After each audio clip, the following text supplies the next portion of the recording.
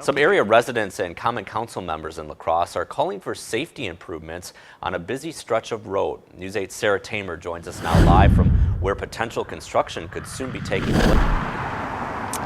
Mike, I'm standing on the intersection of Losey Boulevard and State Road right now, where it's pretty hard to miss the cracks and the bumps. I'm going to step to the side. If you could just take a look right behind me. It's been like this for years and it hasn't changed. This is not only creating dangerous driving for drivers, but the residents that live nearby, because of how unstable the road is, residents that live here tell me that it's creating this constant vibration in their house.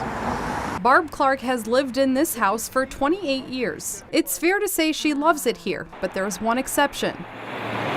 It probably shakes quite a few times a day. Clark says there's a constant vibration in her house. Mostly in the early morning hours between, like midnight and 6. The overlay on northbound Losey Boulevard has looked like this for years, says Common Council member Gary Podesky. A few years back they had done La Crosse Street to Madison Street, and they were going to do this section, and they put it off. Podesky says the road has become so unstable it rattles the surrounding houses. It's starting to cause some foundation problems. One of those houses happens to be Clark's. I've noticed a few cracks in my ceiling. She says she's even noticed cracks on the outside of her house. Podesky says there's a few reasons why houses near the overlay are suffering the damage. We just have to get people to slow down.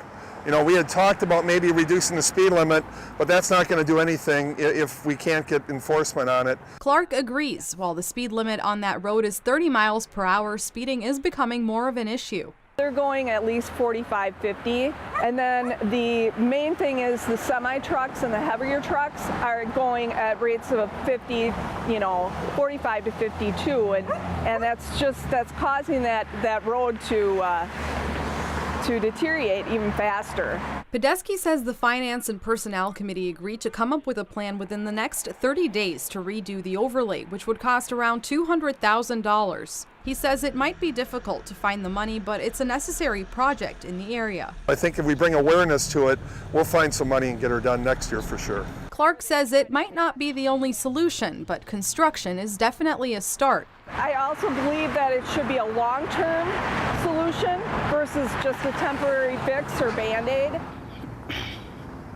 Common Council members I spoke to earlier say they'd also really like to see constant flashing red lights on the intersection for cars going north and south on Losey Boulevard. They also tell me it would be really helpful to have know your speed signs so that when people are driving really fast, as you can see behind me, they know how fast they're going and they can slow down when they need to. For now, reporting live in La Crosse, I'm Sarah Tamer with News 8.